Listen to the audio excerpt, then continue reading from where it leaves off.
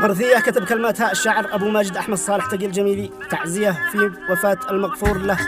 محمد عبد الله أحمد الجميلي أبو يحيى، أداء أبو مارب الجميلي، مع تحيات تسجيلات الكوماني. مع تحيات تسجيلات الكوماني. أشكي عليك يا رب من ضيق حالي، من حزن هز الروح هد المنفصل، حزني جرح قلبي على انسان غالي، صبت دموعي مثل ما الموز سبل، كيف ابتسم وارتاح واعيش سالي، من فقد ابو يحيى قاد الضيق وصل، فقده علي الجور فوق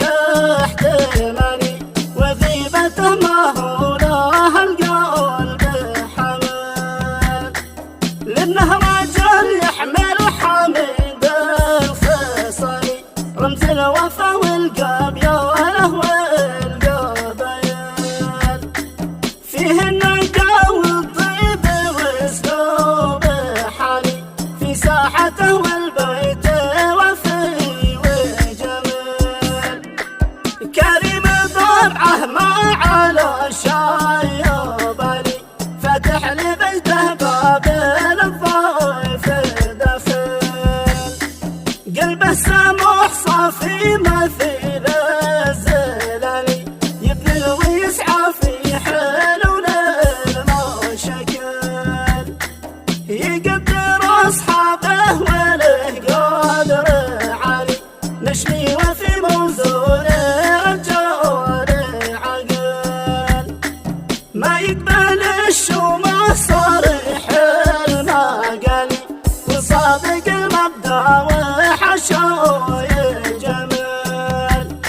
مثل النمر لحان وقت القتال، شجاع صمت فيه دار المقايل، مخزن لاصحابه وجعبه وآلي، كم له مواقف شاهده بالجمال، ضايع لربه ملتزم وامتثالي، ابدى فرضه والسنن والنوافل، واليوم فارقنا وشد الرحالي، في 10 ذي الحجة خير المراحل، اجعل له الفردوس دار الحلال، والهمذا ويه الصبر له تفضل، الله يعظم أجركم في الهلال، يجعل عليكم بعده الخير نزل، هذا قدر مكتوب من ذو الجلال، لأن الأجل محتوم له بديل، يا مرسلي شل العزا من قبلي، لاصحابنا كامل والحبل شمل، خص التعازي لاخوته والعيالي، واهله وللاسرى على شوك العجل، هم من خيار القوم ووفار رجالي، اعزوا وسووا بعده الجود ضيل، موكب